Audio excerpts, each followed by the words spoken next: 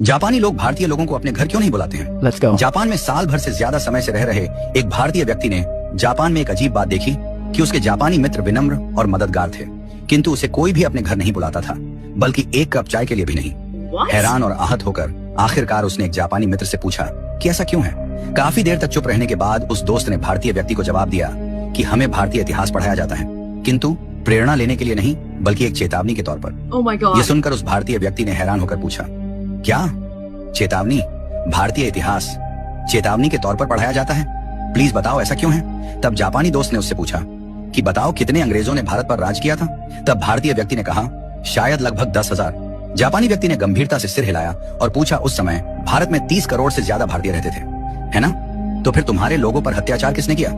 उन्हें कोड़े मारने, यातना देने और गोली मारने के आदेशों का पालन किसने किया था? फिर उसने जोर देकर पूछा कि जब जनरल डायर ने जलियांवाला बाग में गोली चलाने का आदेश दिया तो ट्रिगर किसने दबाया था? क्या वे अंग्रेज सैनिक थे? नहीं, वे भारतीय थे। किसी ने भी जनरल डायर पर अपनी राइफल क्यों नहीं तानी? एक ने भी नहीं। फिर उसने कहा तुम जिस गुलामी की बात करते हो ना, यही तुम्हारी असली गुलामी थी, शरीर की नहीं, आत्मा की। वह भारतीय व्यक्ति जडवत मौन और शर्मिंदा खड़ा सुनता रहा। जापानी मित्र ने आगे कहा चलो बताओ मध्य एशिया से कितने मुगल आए थे? शायद कुछ हजार, और फिर भी उन्होंने सदियों तक तुम पर राज किया। मुगलों ने अपने संख्या बल से भारत में शासन नहीं किया, बल्कि तुम्हारे अपने लोगों ने सिर झुकाकर मुगलों को सलाम किया, अपने लोगों से द्रोह किया और मुगलों की वफादारी की, या तो जिंदा रहने के लिए या फिर चांदी के सिक्कों के लिए। तुम्हारे अपने ही लोगों ने अपना धर्म परिवर्तन कर लिया, अपनी बहन बेटी मुगलों से ब्याह दी। तुम्हारे ही लोगों ने तुम्हारे नायकों को अंग्रेजों को सौंप दिया। बताओ चंद्रशेखर आजाद के साथ विश्वासघात किसने किया था? वे अल्फ्रेड पार्क में छुपे हैं। ये खबर अंग्रेजों को किसने दी थी? भगत सिंह को, उस समय के बड़े राजनेता जो अंग्रेजों से अपनी बातें मनवा सकते थे। उनकी अनुमति के बिना फांसी पर चढ़ाना आसान था क्या? जो कि खुद को देशभक्त कहते थे।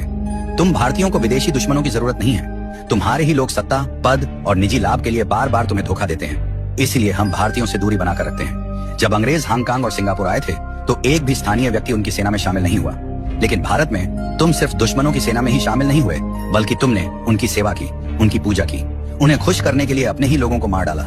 यही नहीं, तुम भारतीय तो आज भी नहीं बदले हो। तुमने इतिहास से कोई सबक नहीं लिया है। आज भी थोड़ी सी मुफ्त की बिजली, एक बोतल शराब, एक कंबल दे दो और तुम्हारा वोट, तुम्हारा जमीर, तुम्हारी आवाज सब बिना सोचे समझे तुम बेच देते हो। तुम्हारी वफादारी तुम्हारे देश के साथ नहीं, बल्कि तुम्हारे पेट के साथ है। तुम नारे लगाते हो, तुम विरोध प्रदर्शन करते हो, लेकिन जब देश को तुम्हारे बलिदान की जरूरत पड़ती है तब तुम कहाँ होते हो?